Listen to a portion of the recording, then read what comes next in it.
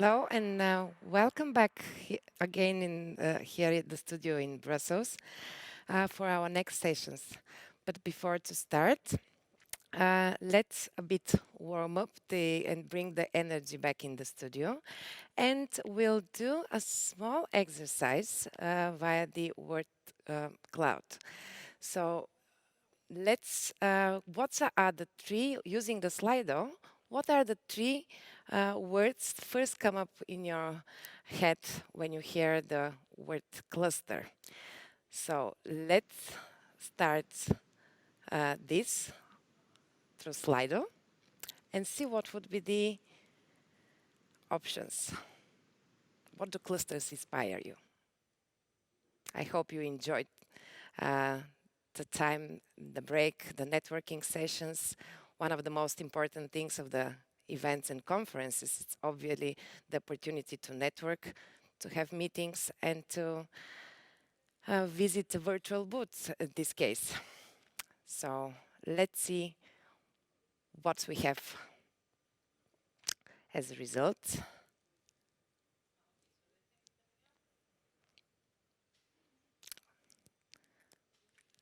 Okay.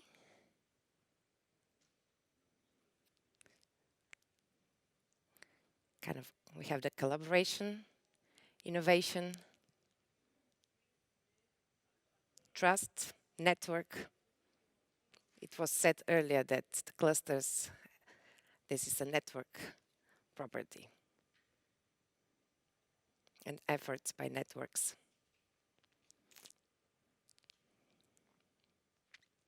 So we do have the collaboration stays on the top, followed by the innovation,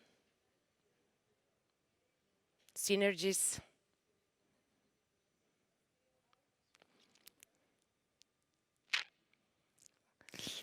okay. So I think this truly shows that the most important is the connection, collaboration when we talk about clusters.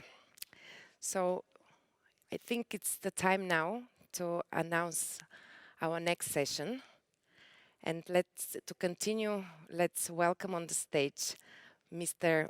Christian Kettles, Harvard Business School visiting executive and chair of the TCI Network Advisory Board. Christian, the floor is yours. Yes, hello. Thank you very much, Theodore. Welcome, everyone. It's a true pleasure to connect with you this year virtually, hopefully soon again, also in person.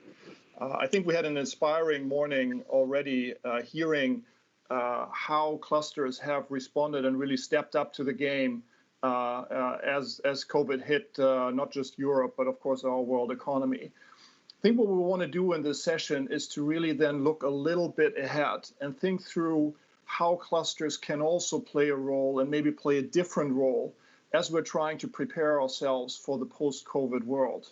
There will be challenges, there will be opportunities. We have to rethink how clusters play not just an economic role, but also a role in the economic policy context that we're facing ahead of us. Now, at the moment, we're still in a moment of extreme uncertainty. One day we hear about the second wave, we hear about new lockdowns across Europe, infection rates hitting new heights. The other day, we're luckily hearing about vaccine being much closer to being operational than we thought before. We probably need to deal with this type of uncertainty in very different ways. We need to think through how we can build also organizations that are more flexible in thinking through the different types of scenarios that are ahead of us. But if we try to kind of think through the economic environment, a sort of framework like this might help us to really differentiate what are the key drivers that we need to describe the type of environment that's ahead of us. And earlier in this crisis, we talked a lot about, whether it's a V or a U or an L type of recovery. The key is really to differentiate that there are different type of aspects that might characterize where we will be in the future. One is about the lost output, and that's what you see here in the V. How much did we really drop, especially in the initial phase of the crisis through March and April, and then the second quarter where we saw a huge contraction of economic activity throughout the global economy and the European economy. But then the question is, how much are we going to recover in the growth phase that comes after that, and whether or not we're going to return to the same type of growth path that we've seen in the past. Personally, I think what seems most likely now is that we're probably going to enter something like a root square recovery.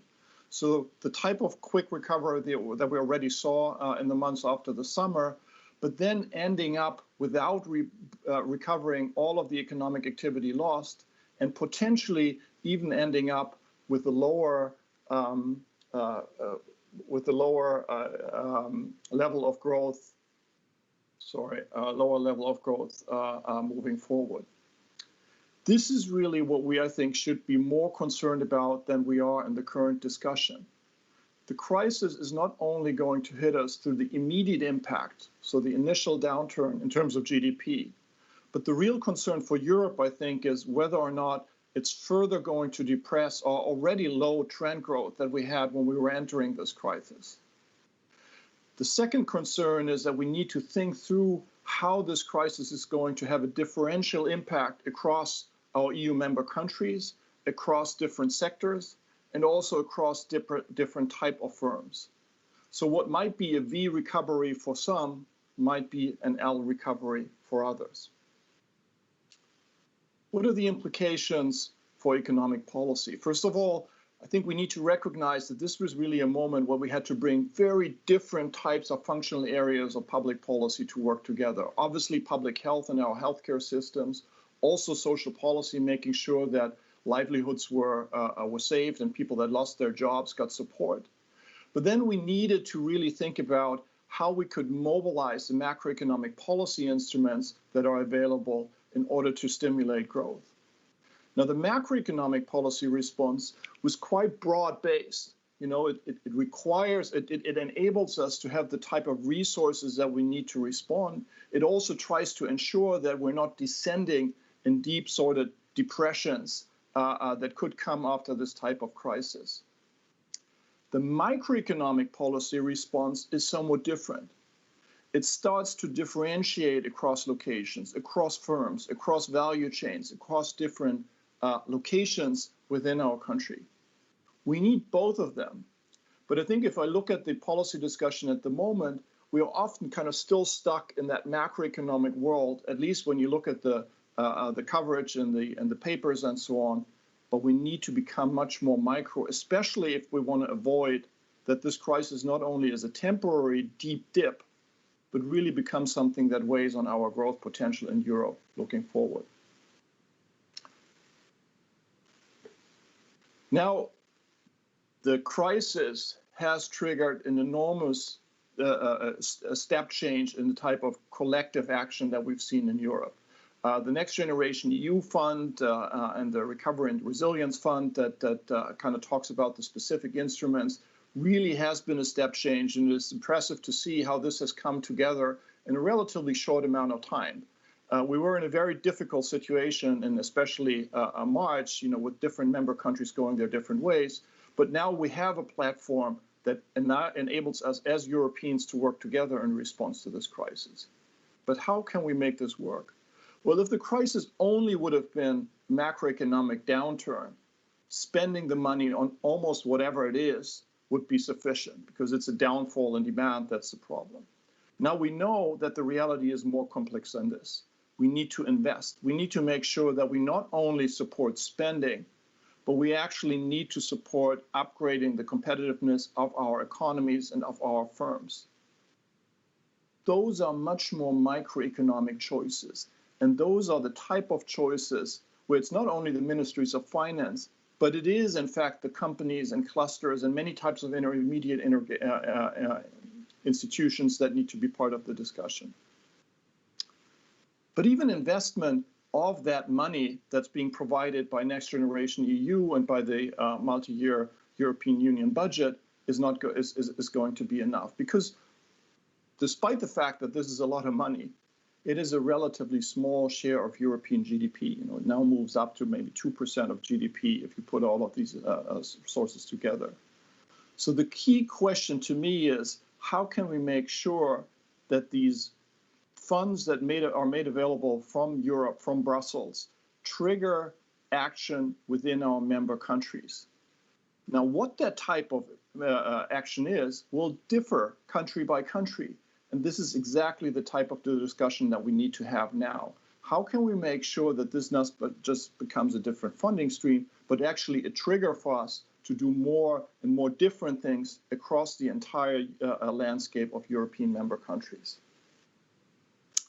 Now, if we dig a little bit deeper into the type of policy areas where we want to see action, we heard this morning from Peter Altmaier and Thierry Breton some of those key areas. Digital transformation, which was already a key topic before the crisis, but has been accelerated even more by the shock that COVID proposed. Green transition, we know probably the most important challenge that we're facing, not just only in Europe, but also globally. And then economic resilience, our ability to really come together and act in the face of crisis, may be more important in the future as we are heading into a period of more uncertainties.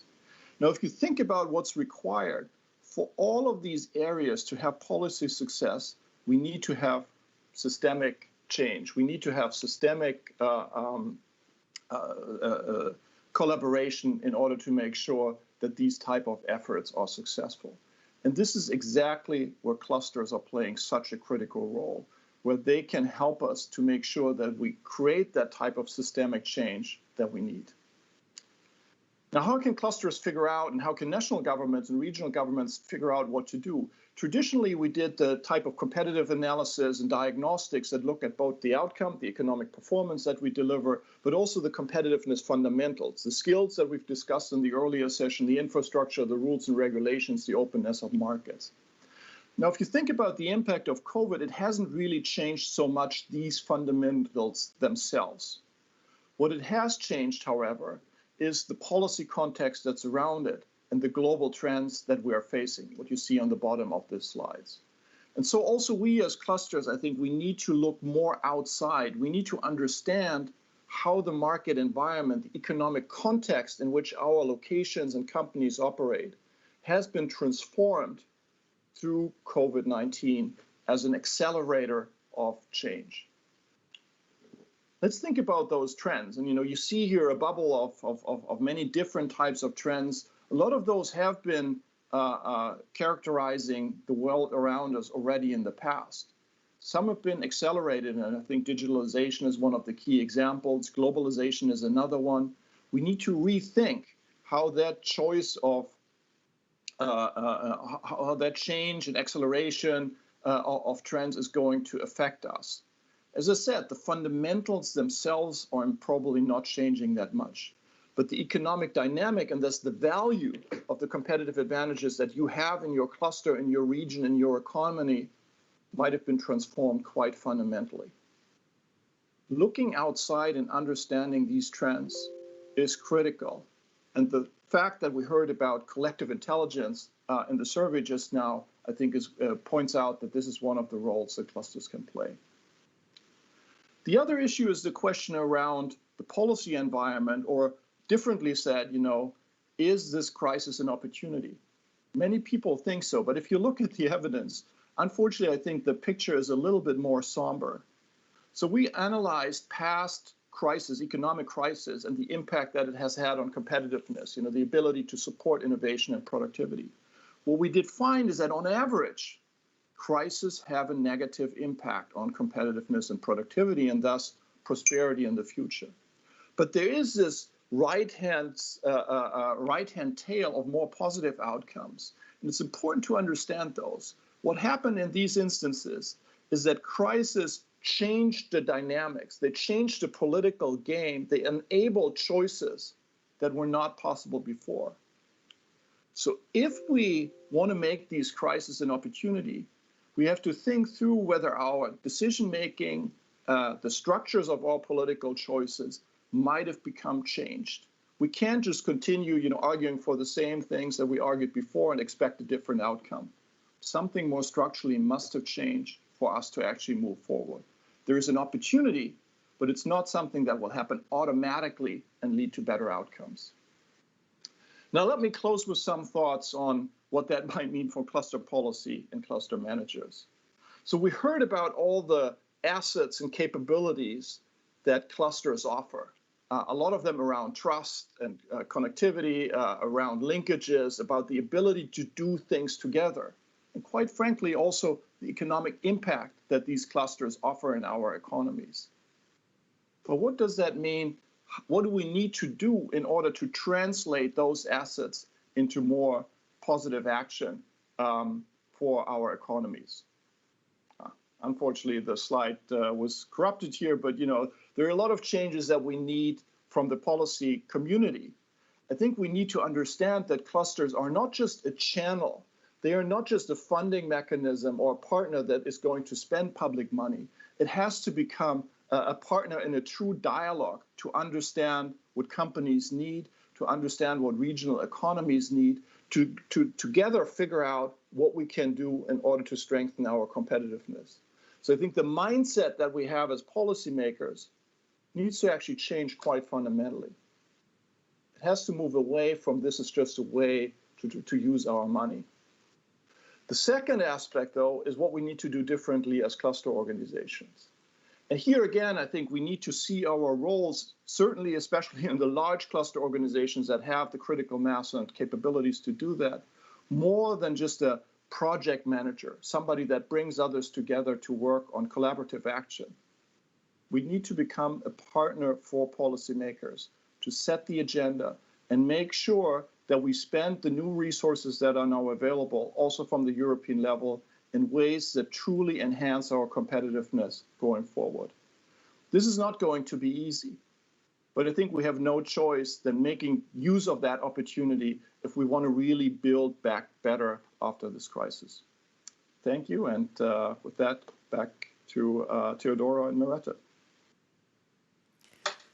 Thank you very much, Christian. Thank you, and I'm really glad that among the words that we've done the exercise just before your presentation was the word trust. So the audience, it's in the same direction as you just concluded. So to continue the presentation of recovery package and resilience of clusters, I would like to bring your attention to our next speaker, Merete Daniel Nielsen. Merete is the CEO of a Cluster Excellence Denmark and president of the TCI network working on the recovery book. Merete, the floor is yours. Thank you so much. Thank you, Theodora. Great to be with you in Brussels, and great to hear from Berlin, and great to connect with the European powerhouse of clusters. It's nice to be here. Of course, it could have been great to meet you in person like we prefer to do, so we could do more networking. But that's the new normal. And of course, it's great that we can connect online anyway. So let me connect to my slides. Hang on. So this, I will go a little bit into how to rethink and recover, and building on some of Christian's also recommendations, because I think clusters have shown also a path forward, and listening to what is happening is super important right now. So for the ones of you not knowing European composers perhaps, or this guy in particular, this is Gustav Mahler, so an Austrian bohemian composer, but besides composing, he could also conduct. So he both knew to write the music, but also understood the challenges of orchestrating. And his music was not super easy to play. So what he did when he wrote his compositions, he noted the small German word schwer. So then the orchestra knew when to pay attention, perhaps when to skip, or to silence the voice in the orchestra. For the ones not knowing German, schwer means heavy or difficult. And for some of you, this particular year might have been in small phases, very schwer, or in general, you have really struggled a lot. We know disruptions heavily in the tourism sector or in aviation and logistics. We also know some new sectors really have seen new possibilities, but also seen disruptions like in life science and ICT. for some people, SWERM is also disencouraging. It's difficult to take a decision on how to move forward. We might get a bit blinded, saying, okay, let's not focus on all the challenges.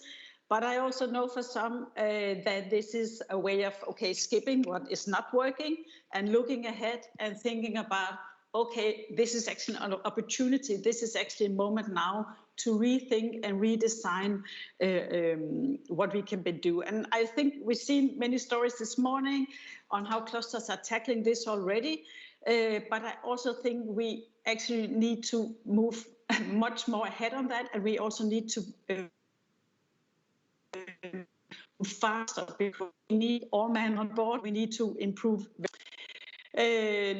So going a little bit deeper into some of the discussions or the messages coming from clusters and cluster managers for 2020, and what we can really see right now is how much digitalization has been more or less a driving force, more integrated in businesses, more integration in societies, more and more integrated in our online platforms in our daily human lives. And this is something I come back to, but skills on digitalization is a core area, something we need to focus a lot more in Europe.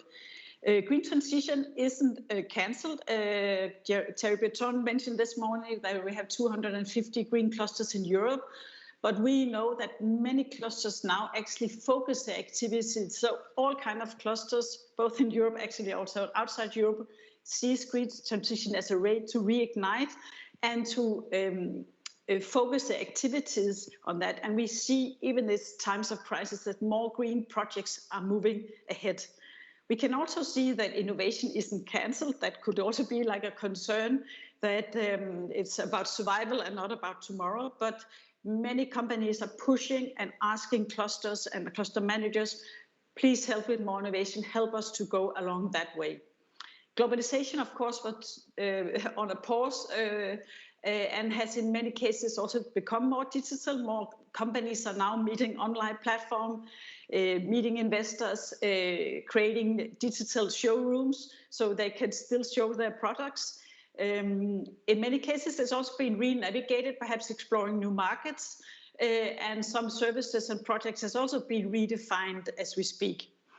So in general, what we can see looking at 2020, that this power of collaboration, and it's super nice that this word came up, is that the offer from clusters on collaboration has really shown how much clusters has something to offer in times of crisis, but also moving ahead. And I think, and also building on Christian's core messages, what I think we need now and what are the super best clusters are doing is really embracing change and utilize their very complex ecosystem to set up new strategies, both thinking about today, but also say, okay, we need to focus on the challenges tomorrow. Yes, and I don't want to be too historic here, but we could see actually very early on that many clusters develop new services, cluster organizations develop new services overnight. So, and that helped both actually to create more input to policymakers early on about the right way to shape an aid package or the right way to set up new aid programs or new innovation projects. So it was both about being a neutral platform for how to deal with the shock. It was about supporting members in the clusters and acting as this change agent, saying, yeah, okay, now you need to become digital. So how do you do that? You need to transform to the next phase. Yeah, but how can you integrate that in your business model? And especially for the many SMEs we talked about this morning, they will need extra help, and clusters shown very early on that they had very specific solution to offer in the early phases, and also thinking about what comes now and is now implemented as we speak. We also saw more cross-clustering, and that's a very nice and very unique thing in Europe. ICT clusters joining life science clustering, teaming up with production or robotics clusters, saying, yeah, but we need to develop new products or new robots or new ICT solutions to really tackle the many ICT and health challenges we have. So looking a little bit into the innovation power of clusters, the toolbox and clusters on the path to create resilience. So this is the general overview of the services we see clusters provide. And let me underline that, of course, not all clusters are have that range of or that portfolio of services. Let me also underline that all clusters matter. So no matter the size or the shape or the sector, all clusters are created for a reason. It responds to a need, and that, of course, also defines what you're looking for. Then you have the cluster manager, the governance around the cluster, and that process is very important to say, okay, what is our core specific services? You might be great at matchmaking, knowledge sharing, branding, access to finance. We talk a lot about that, but we can see the super clusters in Europe actually offering the whole portfolio and also tackling challenges a little bit out their normal sector. So for instance, a design cluster saying, yeah, but actually we're now experts in green transition. So we want to go into helping other SMEs in other sectors and tackle their green transition. So we see now clusters in many sectors tackling those transformational challenges we are facing now. And I think this is a bit also, again, a core issue going ahead, that we cannot lose this moment. We cannot underline enough how this transformational power, the importance of this, because no other stakeholders really has that power to be the bridge builder, to push those changes. So to everybody out there, being a cluster manager, working with clusters, we need to take care of and work on our policy instruments to really nurture it and also help on moving ahead. Yes, then looking a little bit deeper into the challenges we see, let me see if I'm online with my slides here, but we also asked companies or clusters here late 2020 about the core challenges they have, and we could see digitalization really moved up. So we asked those questions in the early part of the pandemic. It was more about business community development or R&D and things like that. But now we can see that digitalization has really moved up the ladder, and alongside with R&D and business development. I seem to lost contact with my slides, but so it's freezing a little bit here, but I'll just move ahead and hope that I will catch. Oh, that's the next one, but the change in the services and what companies are asking clusters for right now. So the next one is that in TCI Network, we also had a great discussions with our members early on about the role of cluster organizations and economic development organizations. And we tried to create the bigger picture around this, and a lot of the great information that Christian just shared is also in the playbook. So there's a combination of a model, but also cases, and we shared that afterwards in Australia, in Asia, in North and South America. So it's even more consolidated and tested now. What we can see is that clusters is a global phenomenon. It's all over, and as we heard this morning, we heard many great stories in the early days about joining forces, helping to change production lines, help to set up equipment, and help with all the basic needs our health system had in those days. But we also heard early on about a cluster in Canada offering an online communication platform, 17 clusters in Colombia joining a discussion, difficult discussion with the Chamber of Commerce of setting up a new strategy, actually using time early in April on redirection of the focus for the cluster and for Colombia in moving ahead with a new business model. We also heard about a cluster in Taiwan where they actually linked up with the local government and really used the information and the intelligence from the cluster to build in in the new policy frameworks that the government was developing. And we heard about clusters in Australia, food clusters joining forces with the local regional development agency, helping to bring food out from Australia to Singapore and onwards. So in the playbook, what we are try to simplify this super complex reality we are facing is a three-phase model. So the first one is on mobilizing the crisis response. We talked a lot about this morning, how clusters responded timely with changing of services and helping with the needs there. Now, as we live the pandemic, we also see many clusters taking a role on rebuilding, rethinking, reshaping.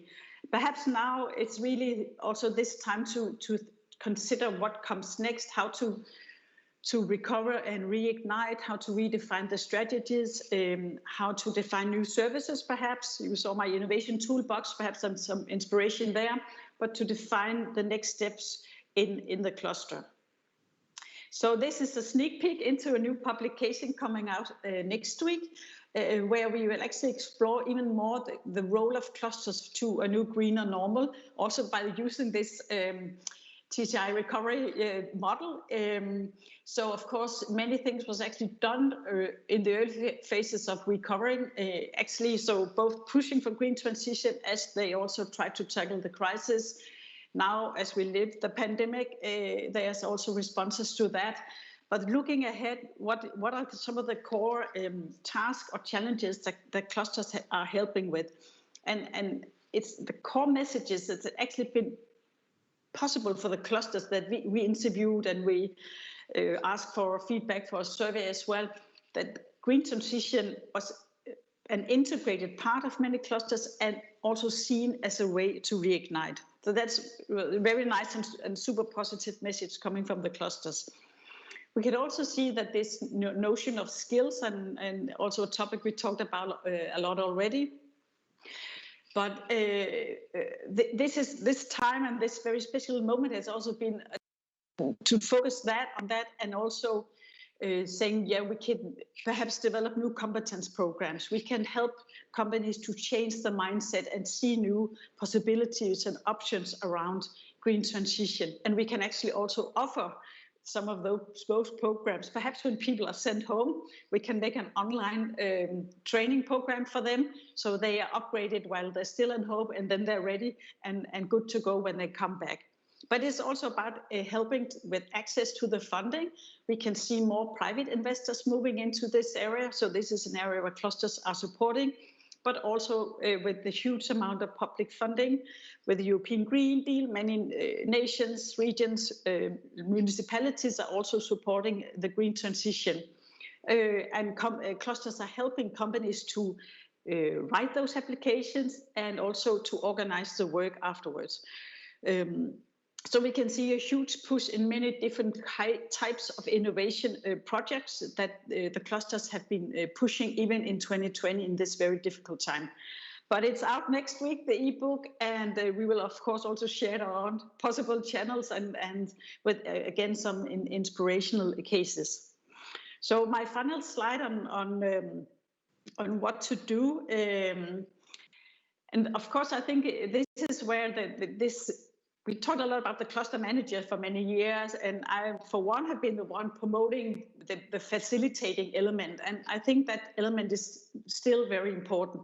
So on one side, you need to have the intelligence and be in close dialogue with your members, but you also have the responsibility of looking at the challenges ahead on digitalization, on green transition, on how globalization has changed. And this is your core role to bring that very complex puzzle together. So in case you hesitate, in case you find this severe, coming back to Marla, in case you find this very complicated, use this opportunity. Also use the European community. There's many support mechanisms around for changing things right now. So use that, but also dare to take the step, because I mean, we need it. Europe needs this. our companies need that you take that risk of redefining your strategies and say, okay, what comes next? And you also need the policymakers. And to the policymakers listening, and I know many of you done it already, but reach out to your clusters saying, okay, what is next on the agenda? How do you see the situation? Where can we improve on the challenges we have to recover and rebuild? Don't just think about handing out money. I saw that on the slide. Oh, money is of course important, but we don't have the funding to keep on with the aid packages. We also need to think about innovation and the new better tomorrow. So we have a lot of work ahead of us, and it's been a pleasure to be here with you today, and I hope to continue this very important dialogue for Europe, for the world. And it's great too that we have this community, and that clusters has this power and capability of joining the complex ecosystem. So bear that in mind. I think besides the facilitation, take in mind the leadership role now. Take the leadership in your cluster. I know right now others are also claiming leadership, and others are saying, yeah, we can also facilitate public-private partnerships, but clustering is something unique. So take leadership and also take some of the fights I know that there will be when we talk about innovation and some of the bigger challenges our societies are facing. Thank you. Thank you, Merete. It was really great to hear your words, and it was really great to have you and Christian on this session, because it's always great to get the things from your experience and your view, the global view, taken out from the TCI network. So thank you very much for this. And we'll continue further, and as we announced earlier this morning, we have planned within the program today various formats. So it's time to enter the next discussion, managed by Ulla Engelmann. Ulla is head of the social economy unit at DG Grow. Ulla will present you the objectives of the session as well as the panelists. Welcome back, Ulla. The floor is yours. Thank you very much, Theodora. I'm very pleased to be now here with this panel. And we are now looking at the recovery package and the resilience of clusters. And this was already mentioned a lot in the previous speeches. So I think now we can discuss together what does it mean.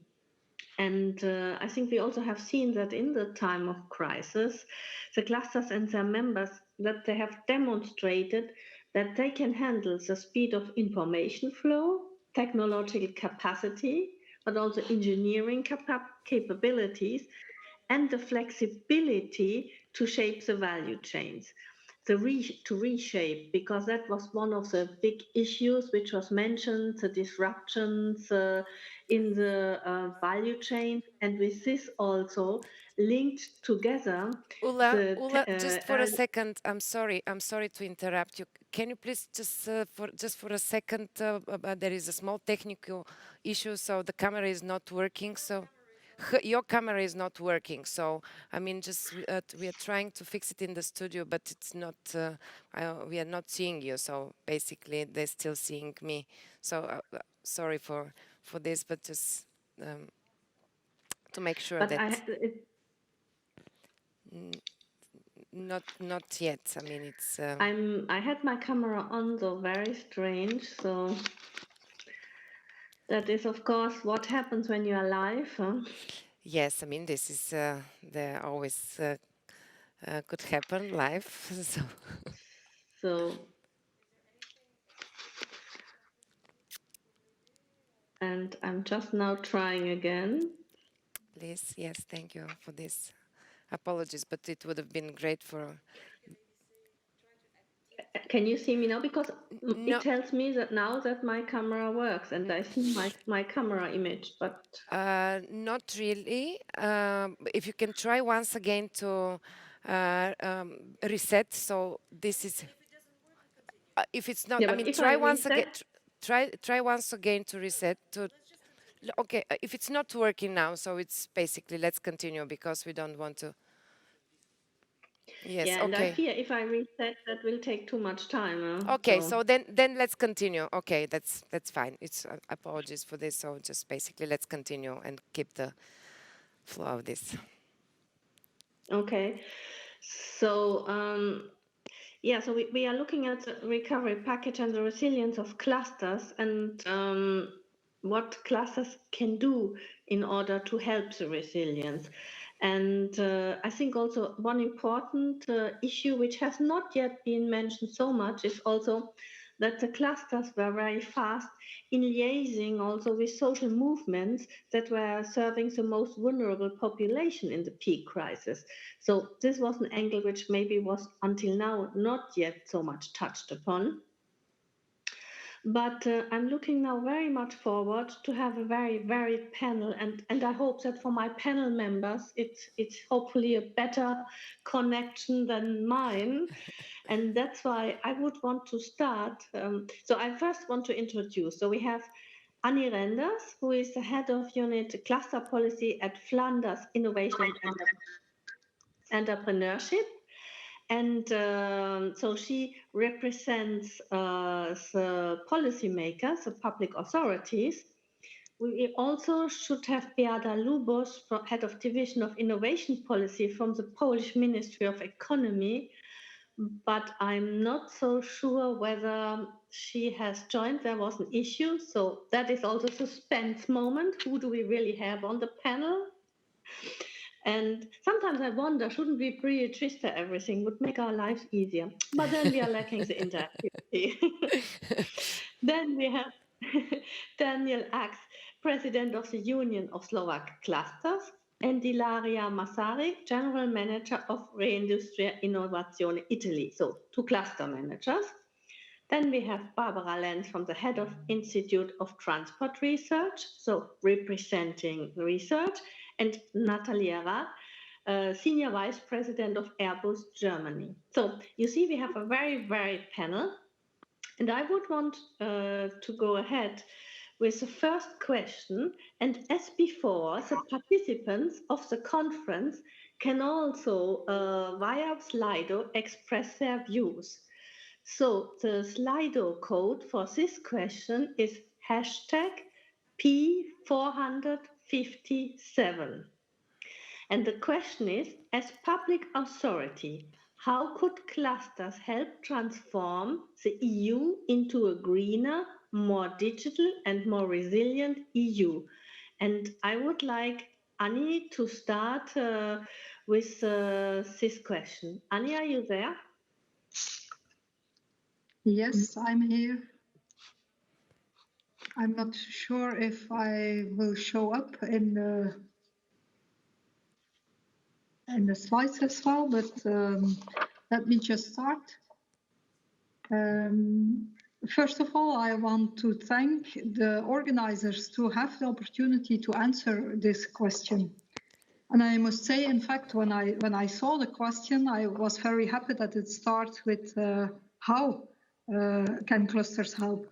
So there is no longer a doubt about that clusters will help in transforming Europe. So that's very important to start with. You know, in times of crisis situations, in times of recovery, also in times that we are living now, that the industry has to make an effort to become more resilient, public authorities are under very high pressure to support the economy.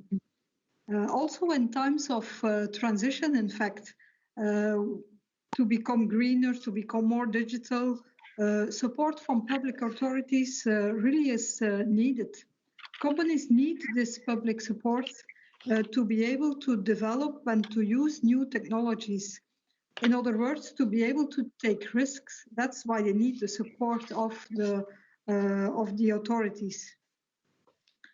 But on the other hand, public authorities also need the companies in this transformation plan towards a greener EU, towards a more digital Europe, towards a more resilient Europe. The public authorities really need the companies. There is a need for this common realistic view, a shared strategy, how to contribute to these transformations. And in Flanders, in fact, the clusters help the regional authority in this transformation journey. They help because the cluster organizations are operating in a close partnership with the regional public authority. The partnership is based on trust. Christian Ketels showed it in his presentation, the large green dot with all the expectations or all the characteristics from a cluster. Trust is very important. And that's also in these partnerships that we created in Flanders. Trust between the cluster organization, between the cluster and the regional public authority is really key on this transformation journey. But this partnership, in fact, is working two sides. The authorities trust the cluster organization, but the other way around as well is necessary. And I would like to highlight both sides of this partnership. Firstly, cluster organizations, as they have been doing for a long time, they work with companies to develop a common strategy, to come up with a coordinated action plan, working together in collaborative initiatives is really at the core of the cluster activities of all clusters in Europe and abroad as well. That's what a cluster is about initiating these collaborative initiatives. But we also know that cluster organizations can mobilize companies. They have this trusted relation with companies, so they can mobilize the companies and other actors like research organizations, but also like authorities, like administrations. They can mobilize these people to take action in order to contribute to the regional and to the EU ambitions to become greener, to become more digital, and to become a resilient Europe. So clusters help the implementation of the ambitions of public authorities. That's the first side of this partnership. But secondly, cluster organizations have this close connection to companies. So the individual needs of companies, they can be translated towards common needs, toward common interests of more a view on the industry than a view on individual companies.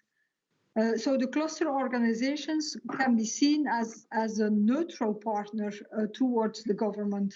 And then together with this trusted relationship, therefore clusters can propose actions from public authorities where they are most efficient, where they are most needed. They can propose actions where public support can have most impact. But the trust is a key word in this relationship, in this partnership between government, between regional authorities or local authorities and the cluster organizations. Let me give a concrete example from Flanders. In 2019, last year, before we are living this current crisis of this current strange period, in 2019, the Flemish government initiated a moonshot program. A moonshot program to make the Flemish industry carbon neutral and CO2 and low CO2 emitting by 2050 by developing technologies ready for the industry to start implementation in 2040. That's very ambitious, but this moonshot program announced an important investment to be able to make up this ambition. This Moonshot program announced an investment in the development of new technologies. And the coordination of this important program towards a greener industry, the coordination of this program was put in the hands of one of our 6 spearhead clusters of catalysts. They can connect the industry needs to the research. They can connect the ambition of Flanders to the industry. They really have this connecting role with all the actors. And they also were able to develop a shared strategy together with the local government, with the local authorities. And this shared strategy is very important, that it is shared not just between one company and the government, but it's shared between a whole industry with a lot of representatives, with the whole research community and with the government. And with this shared strategy and commitment of all these stakeholders, we are able to reach that final goal. At least we hope to reach that final goal to finally land on the moon. So clusters really can help in Flanders with this partnership with public authority in transforming EU or Flanders to start with, but EU towards a greener, a more digital and a resilient Europe. Thank you, Ola.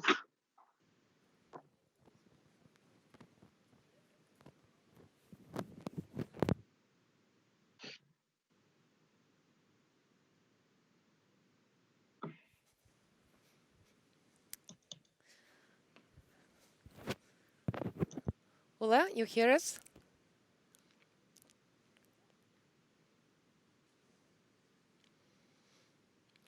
Yes, I can hear you. And maybe does it work now also with the webcam? I have changed some things in the meantime, but obviously not, no? Okay, so we continue like this. So thanks a lot, Annie, and particularly for pointing out, I think again, we hear the importance of trust. And I like what you said about clusters being a neutral partner. And I think this is maybe something we can elaborate more. And then also, because as we now would have cluster managers to speak, because I understand that Beata has not managed to join us, we would then be able also to see with the cluster managers whether they see their role also like this. But in order to go now to the question for the cluster managers, oh wait, I see now I am here. Beata, is it you being here? I had got a message in the chat, Beata saying that she's here. But okay, let's now move on with the question for the cluster managers, because here it is the Slido question. So in parallel, please reply to the question. And we take now Daniel Ax, but please make sure that you are not overrunning 5 minutes each, because we need to stick to the time. So Daniel, over to you. Thank you very much, Ola. I'm happy to be here and share my views on this question. I have to say that I would be happy to work with public authorities like any represented, although we have very good people at our ministry responsible for cluster policy, but I think we should go beyond one department and beyond one ministry and to be more cross-ministerial, I would say, and spread the word about clusters also to other ministries, at least in my country.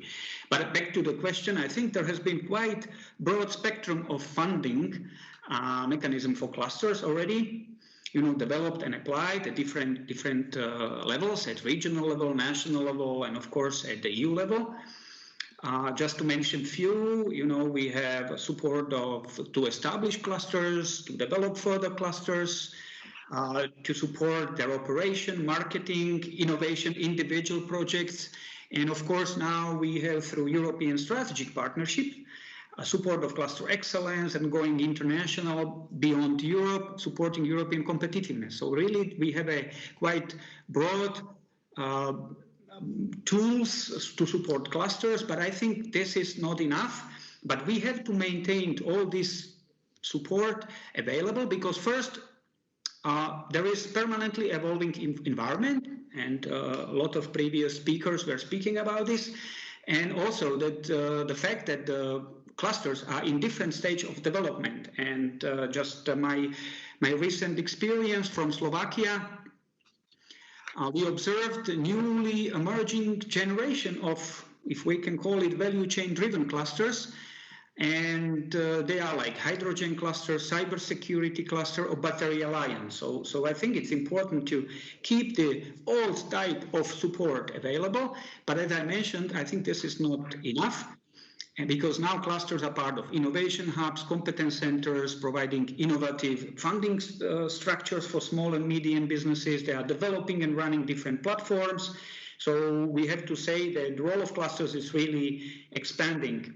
And if we look at the COVID time, many clusters, it has been already said, coordinated by European Cluster Alliance, proved to be solution-driven, action-driven, very efficient, and with fast reaction and professional. So in this respect, I think that clusters proved to ensure cooperation and coordination across entire value chain, and they are able to handle entire project cycle management. So clusters are ready to introduce ambitious and world-class and unique solutions to all of us, not only to public authorities.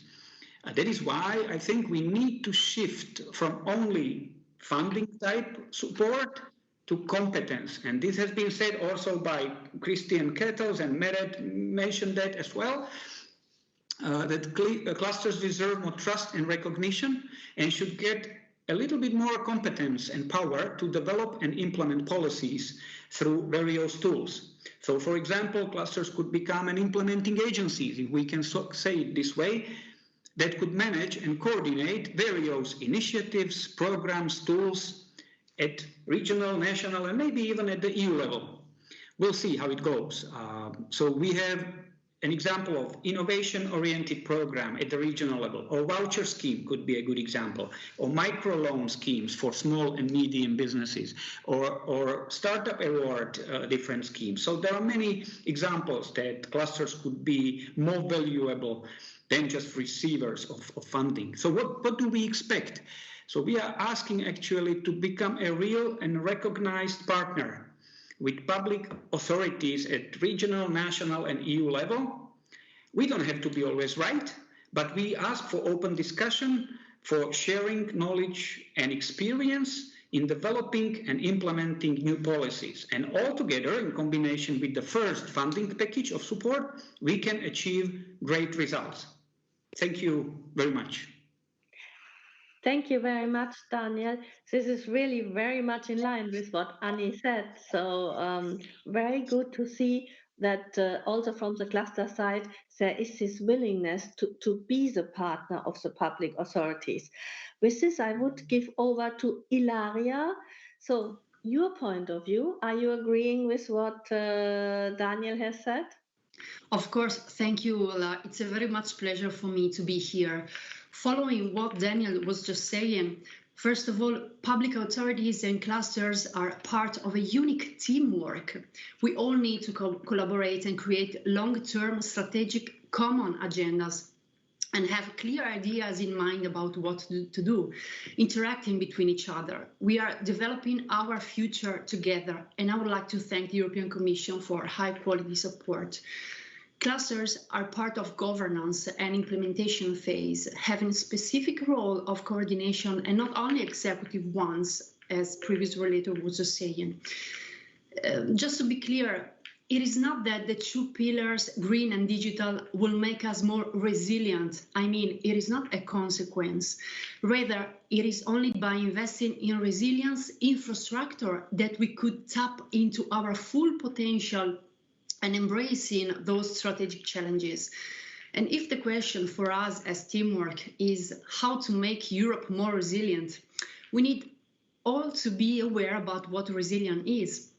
And what is it? Resilient, some told that before, is the property of networks, effective networks with interdependence between actors, able to detect disruptions with speed of reaction.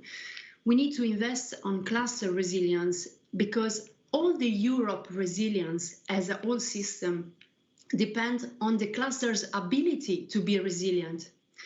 With the European Alliance Against Coronavirus, we all have learned and experienced together that exercise of facing urgency, a daily exercise of cross-sectoral and multi-level exchange, clusters have been able to transform each why and how in results, generating concrete benefits with a cascade effect. And with the tremendous rise of energy from social economy and civil society. It is only in an open environment like this where you find innovation, creativity, entrepreneurial culture, and trust. So being resilient is a training path. It's a gym that requires continuity, determination, and if you are not trained, you'll lose it. So we are now able today to say that to set up the resilience infrastructure that Europe needs, and with national networks of clusters with multi-level approach. We hope in Italy to have it soon as one strategic resilient infrastructure that cluster managers are still missing. Last, I would like to focus on prosperity and attractiveness. National and regional prosperity depends on the ability to attract talents and not only retain, but obviously exchange talents between locations. And attracting talents is a matter of cluster organization, as well as addressing unskilled talents. In this very moment, the talent exchange is not between locations, but it's between networks. In a pandemic and digital era, in a moment with lockdowns, with logistic bottlenecks, you don't have to be physically there to take part into specific value chains or networks and collective intelligence and helping to create prosperity in a specific region. Those inter-regional connection means multiplying resources. It means enriching regional prosperity and the value of clusters you have. So in a pandemic era, with all the restriction of borders and the internal markets, inter-regional connections have been are saving our lives. So how come inter-regional cooperation should be the priority? And still we go back to resilience, that is a property of network. So I repeat myself, now we know how to do, and it is only a matter of willing and motivation to make it concrete. So what support can we expect from public authorities? Clusters can be engines always on if you leverage on clusters with resilience. This means at the same time, in the end, that public authorities should raise awareness about this and somehow pretend the maturity of cluster organization, the effectiveness of their networking activities and fostering cooperation among clusters. This means stay in a teamwork together, and this is the pathway to resilience as a property of network. Thank you. Thank you very much for pointing out the resilience being a network property, which has been also mentioned today several times, and is one of the principles which could be demonstrated during the beginning of the crisis by the action of the clusters. So with this, I would want to move over to the third question. And again, via Slido, you can also follow it. So quick implementation of research results are necessary to accelerate transition to greener, more digital and resilient Europe. What would you suggest to public authorities and cluster managers? And I propose we start with Barbara, who comes from the research side.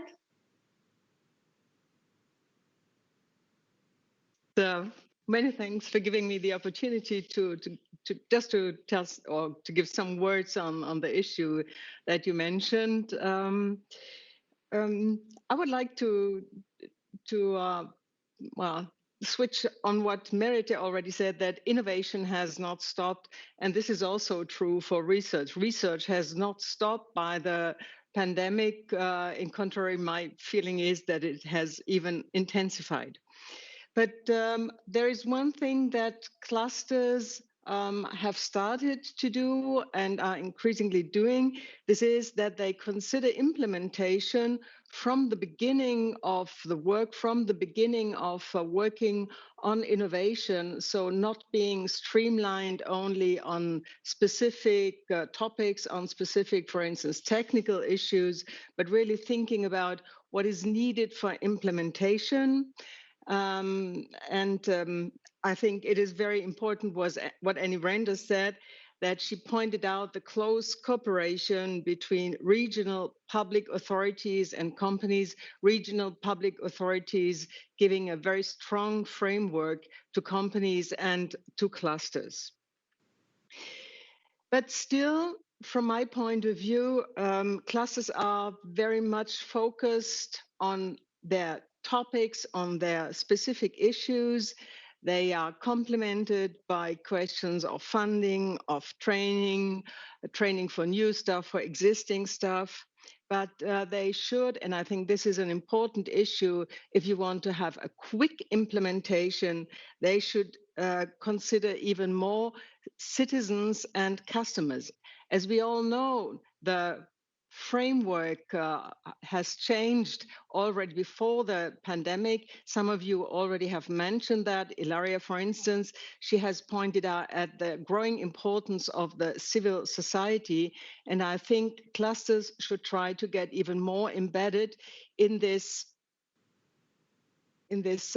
change of the civil society, because this will also influence their customers. My personal experience is that this focus that clusters have sometimes hinders a cross-cluster exchange that could and that usually is very much fostering the creativity and the innovation potential of regions. And what would also be important from a research point of view is that you include much more multidisciplinary research in the clusters. I'm sure there are clusters where this already exists, but still the focus of research getting implemented is usually, again, very much focused on specific issues. And although we are talking about the quick implementation of research, I think we should still not forget about instruments that we have developed and exploited already before the pandemic. This is what in some areas is called living labs, in some areas it is called innovation labs. It is an experimental area to support and accompany innovation. And I think an important issue that comes up with the pandemic is that we should not only think of these kind of labs in terms of projects, maybe of large projects, but of much more in terms of long-term infrastructures or long-term structures that help us to be rather quick when it comes to the implementation of innovation. In some way, this long-term perspective reminds me of something that was called regional milieu, coming up with the Italian social scientist, he was an economist, Roberto Cavagni. I think this creating this local culture or this regional culture for innovation supported by a cluster, but also supporting a cluster, is one of the prominent issues that should be developed now, as we see that this can help us to come to very quick innovation. So that's all from my side. Thank you very much. Thank you very much. And now I would like to give the floor now to the business side, to Nathalie, who is the Senior Vice President of EU Affairs of Airbus Germany. Nathalie, over to you. Thank you very much. Good afternoon, everybody. I'm very happy to be with you today because I think we have important messages to discuss. I will try to give an overview of what our industry, aerospace and defense, is going through right now and the major disruption that we'll have to deal with in the future. Then explain to you what we would like the political stakeholders to do and how I see the role of clusters in these circumstances. So needless to say that for Airbus, for our supply chain, for the ecosystem aerospace and defense, this crisis is COVID-19 crisis is unprecedented. We saw aviation hurt very much, one of the most hurt sectors across the world. We saw the traffic dropping by 90% compared to its peak, and we had to rapidly, collectively, as we could, try to deal with this crisis to ensure the resilience part. It had consequences, though, on our customers, our suppliers, on the financial robustness of the overall industry, and unfortunately as well, some social impacts that you are very well aware of.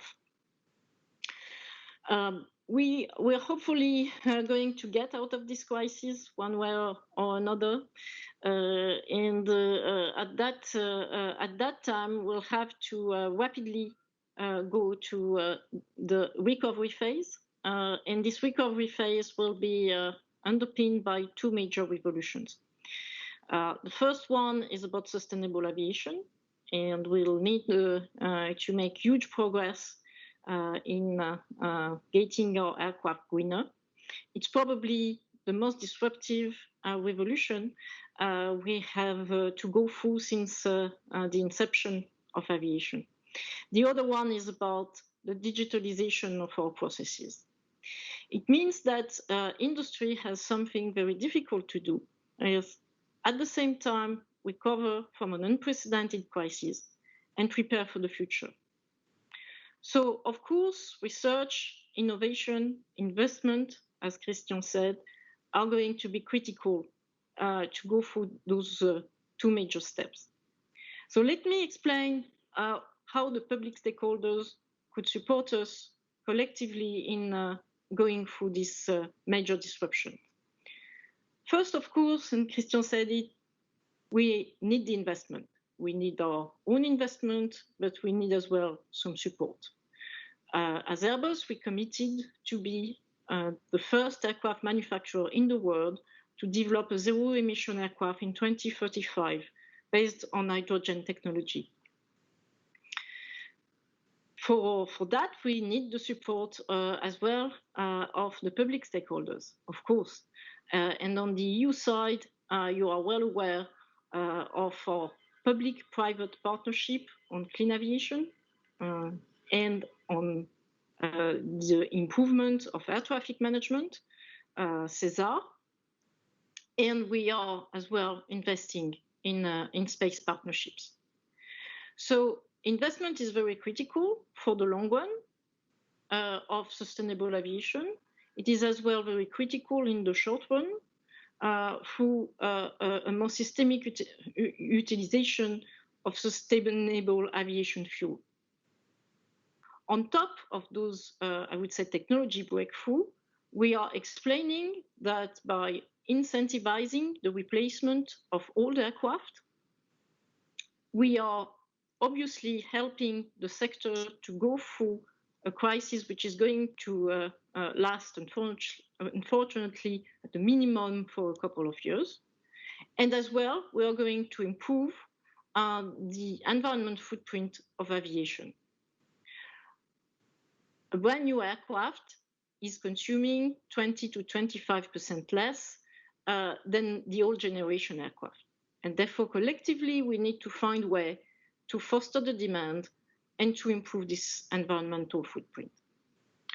However, money, investment is not the only thing we need, because we're competing on the worldwide stage.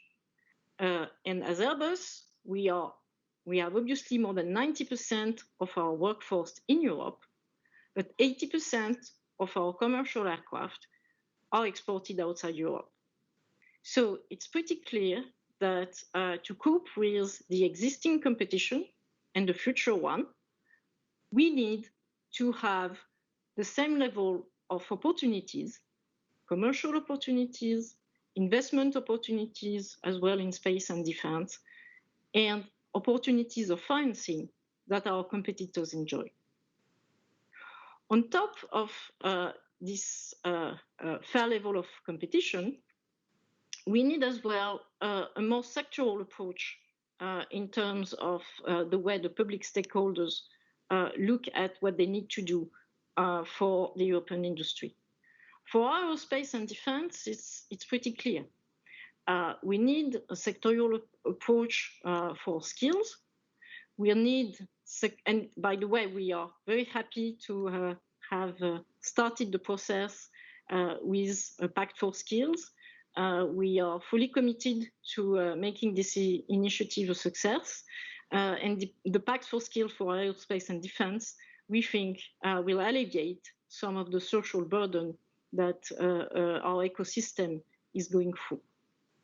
Another example of sectorial approach, which is very much needed, is about data space. It's obviously as well the way we look at intellectual property, the way we look at investment. And on top of that, the unique recognition that we should have that commercial aircraft, commercial aeronautics, space and defense are contributed heavily to the social agenda, to the technology agenda, but as well to the political agenda of the EU. So what can we do together with clusters, industry and clusters? I talked about investment, and I think the clusters managers' role are critical, very important, to explain the opportunities locally, to explain what's going on at EU level, at industrial level, and to foster more cooperation. We have clusters across Europe, and it's very important that in those different clusters, the different suppliers, the different stakeholders, public or private, know the public-private partnership and are very committed to contributing to the investment I talked about, clean aviation, CESAR, space partnership. So we need communication, we need raising awareness about these initiatives and get everybody together and the best of Europe coming together to ensure that our worldwide leadership is maintained. But there is another aspect. Thank you very much, Nathalie, but I think we have to wrap up. Okay, so I will conclude. Because there is an element that Christian really underlined, which was the design of policies. And I am fully convinced that clusters managers have a very important role to explaining to the EU institution, to the national politician and the local politician, the regional ones, the specificities of our sector and what needs to be done. On that, we need to partner much more so that we are much more convincing and we keep our success alive. Thank you very much. Thank you very much for this very important message. And I think it is really important what you said, the partnering up. And this is something we look forward to, how we can even help to strengthen this. But with this, I would now go back to what we had at the first question, because we have now Beata Lubos from the Polish Ministry who managed to connect with us. So Beata, could you quickly give your point of view on the role of the public authorities, and then we take the view on the different Slido questions to see what the public has said. Beata, over to you. Ulla, thank you so much, and I'm very sorry about the technical issues at the beginning.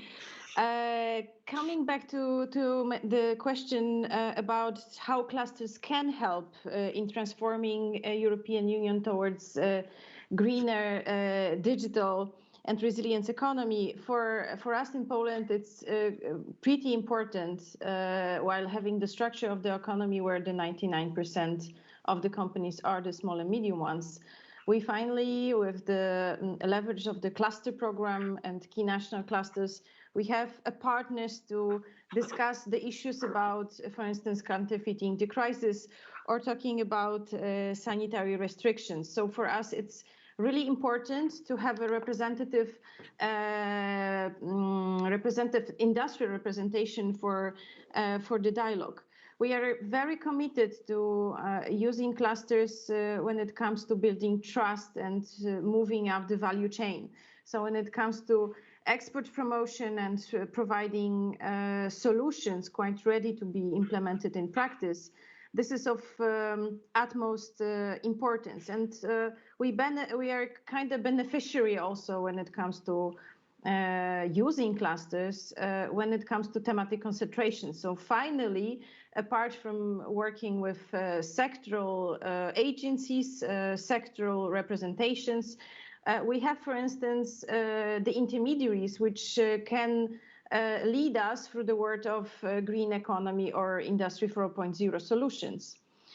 And building on that, we committed very much to go through a pilot phase while we provide financing for the clusters to develop their new support schemes for the cluster members and outside as well in the areas that were perceived as priorities for the Polish government. This is obviously green economy. We have plenty of things to do, and it's a huge challenge, and also digital and Industry 4.0 solutions. So we hope that there will be new services provided by cluster authorities in this area soon. What we are also seeing in the market that clusters tend to evolve and develop themselves faster than other intermediaries on the market. So what we would like to do in Poland is to use clusters to develop our economic policy. And this is especially important on the level of the regions where we have different areas like, for instance, educational policy, vocational education, when we perceive the role of clusters as accelerators, for instance, on the basis of the infrastructure they possess, or on the basis of the human capital, the capacity they actually already acquired. So for us, it's the Cluster Policy 2.0. We started with cluster, simple as such, cluster policy. But what we are doing right now, we are focusing on economic development policy based on clusters. And this goes also in the areas that you mentioned as a priority for the European Union, which is digital and green economy, also as a vehicle to do recovery and resilience. So on the basis of Christian's question about rethinking policies, answering the question what in Poland it's digital and green economy, answer the question how, for instance, with the use of education, vocational education, with the use of learning factories and providing new services for the companies that might be invented in this difficult circumstances. I would really like to stress that, for instance, providing cluster services in the areas where our regular intermediaries so far didn't provide services, like, for instance, eco-design, life cycle assessment, or product environment footprint, is right now one of the key issues for Polish policymakers. So We would like to use clusters extensively and answering the question how they can help. I hope that just simply being with us in this process and taking this offer as granted. Thank you. Thank you very much, Beata, for this very clear overview how you would like from Polish side to use the cluster. So I think this is very encouraging.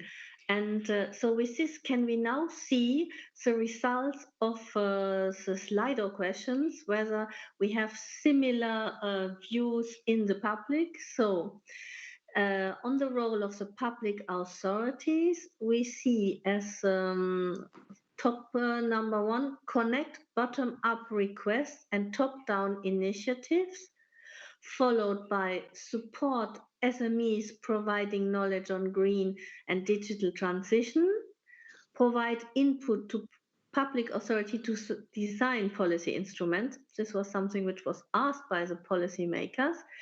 General public funding for sustainable growth, and then a bit less detect and inform on disruptions in the supply chain. So with this, we have really only a minute per person now left. So I would now ask the two public policymakers, meaning Annie and Beata, could you react, each one of you? Does this sound reasonable for you, what the community says? Annie?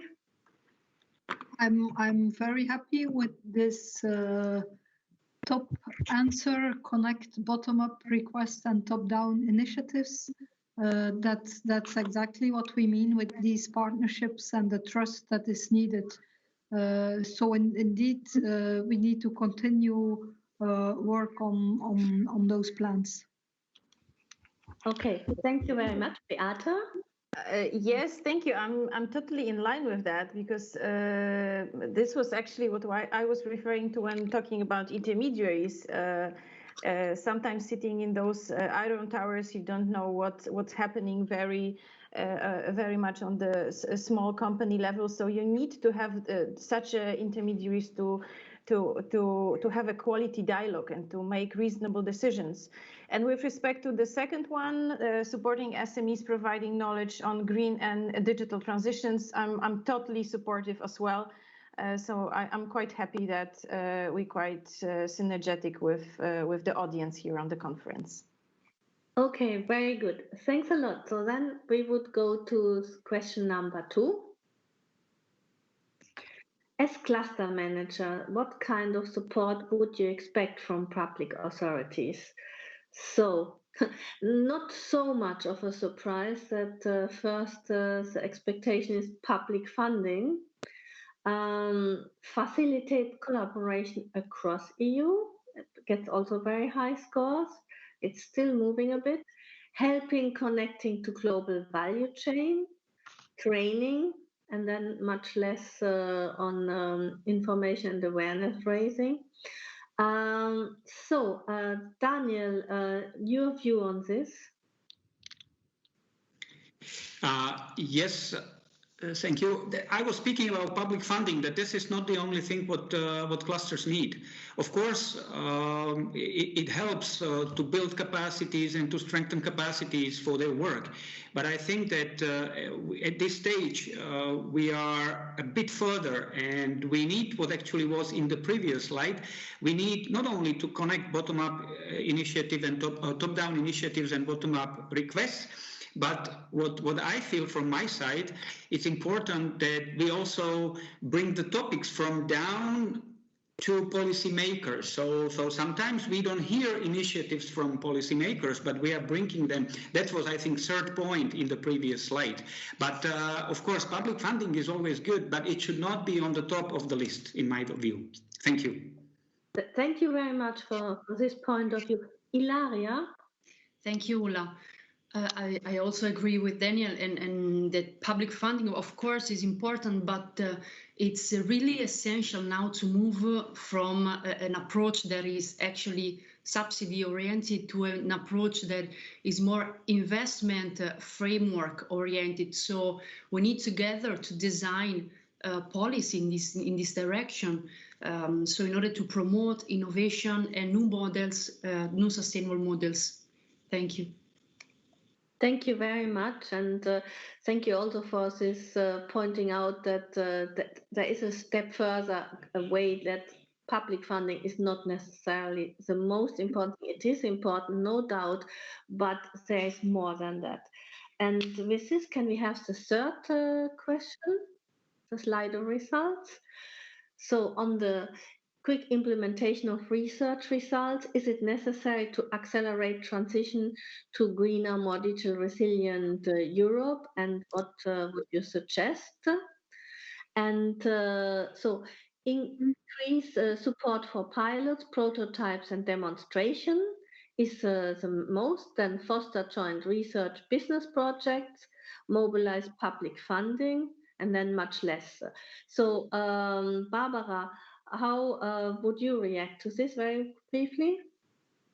Yeah, as I already pointed out in my short talk, I think this demonstrating, piloting is one of the most important things to show companies, public authorities, but also the people that are living in regions and in Europe, so to say, how things are working, that they are working, and how they can help them also on the way to become more climate. Yeah. No, I wouldn't say climate resilient, but climate supportive. But again, this is the question that you put. But only having demonstrators, only having pilots might be too short-sighted. It is really about, and I think this is the general idea of the cluster. It is really to integrate a broad variety of stakeholders. And for the discussion, I think this is already underway. Okay, thanks. So the question could have been formulated a bit differently. So Nathalie, what is your take on it? Yes, thank you. I fully agree with Barbara. I think that demonstrators are critical, and on aeronautics, to develop a zero-emission aircraft, we're going to develop first 3 prototypes of hydrogen aircraft. And in the clean aviation public-private partnership, we have a lot of demonstrators to integrate all the partners across Europe. But I fully agree with her as well. It's not only about prototypes, and fully agree with the previous questions and answer. It's about funding, of course, and investment is critical. But it's broader than that. It's about cooperation. It's about designing the right policies at EU level. And here we need to do more together. Okay, thank you very much. So I think, first of all, let me thank all the panelists. And as Larry said before, normally you should now hear a round of applause. So you only have my applause now. But I think this was very encouraging for us as also European policymaker to get your input. And we will take this forward also for our future actions. So with this, thanks a lot, and over to Theodora. Thank you very much, Ulla, and thank you to all the panelists. You also have a huge round of applauses from the studio here. And this was an extremely interesting session. Many things we to think more and more on them and to go back and go back. I personally took that we need to partner much more in order to succeed. Of course, funding and investments are important, but the most important is the collaboration and partnering.